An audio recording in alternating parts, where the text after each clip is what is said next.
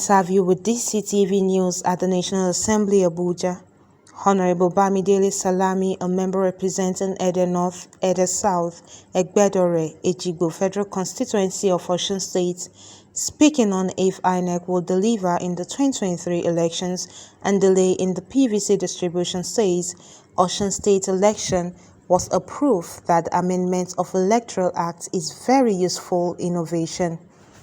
He went further to say he hopes if there are any hiccups, INEC would improve on it.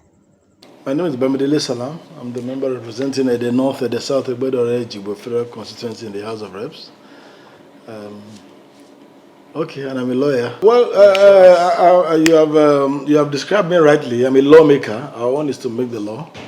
The implementation of the law is that of the executive arm of government. So when you're talking about an assurance to deliver a free, credible, and peaceful election, the responsibilities are shared mainly by the President of the Federal Republic of Nigeria, who is the Chief Executive Officer of Nigeria, the Independent National Electoral Commission, which is the body saddled with the conduct of the election, and of course the security agencies, headed by maybe the Inspector General of Police this time around, because it has to do with election.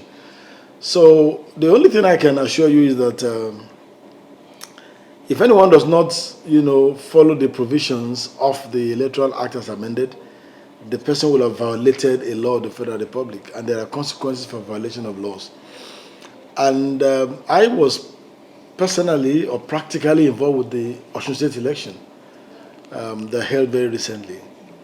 And that election was a proof that the amendment to the Electoral Act, especially with regard to the issue of the transmission of election results, allowing INEC to use electronic means to transmit results, which they adopted with the use of the beavers and the electronic transfer of results from the polling units to a central portal, the server, is a very, very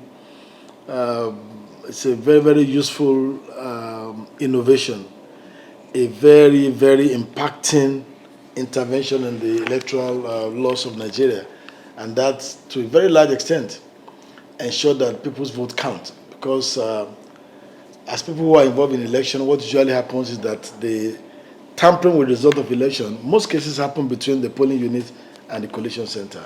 So that is no longer possible, because as you conduct election in the polling unit, the results are being transmitted, and members of the public can actually follow real time on the uploading of these elections, into those systems. So that is a welcome development. And I do know that the INEC chairman himself has said on many occasions that, this innovation will be improved upon. So if anything, I expect an improvement by February next year when we hold the general elections. Now, as regards the distribution of the permanent voters card, I'll be surprised if there's any hiccup with the distribution. I assume that when people register and the cards are produced, the next thing is to issue it to them. I know that there was a problem of centralization of the issuance, which happened at a time when they were expecting people to come to the INEC office to collect their cards. But at a point, it was decentralized in my own state to go to the polling unit, and people were able to take hold of their voters card at that, at that level. So I do hope that if there are any hiccups being encountered now, they'll be able to improve on those as the days go by.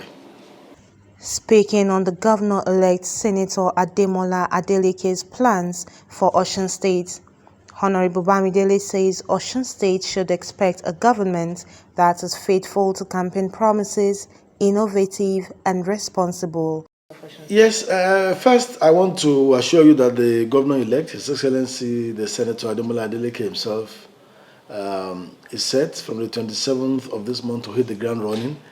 If you will recall, he set up a transition committee, of which I was the secretary of the transition committee, to produce workable plans and programs from the 5-point agenda, which he presented to the people of Osun State when he was campaigning for office.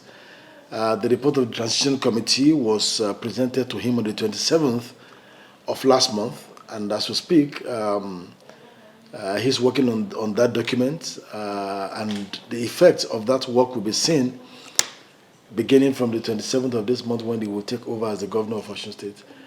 What the people of Osun State should expect is a government that is people-friendly, a government that is faithful to campaign promises, a government that is innovative, a government that is responsible, that cares so much about the contract that we enter into with the people of Osun State to serve them.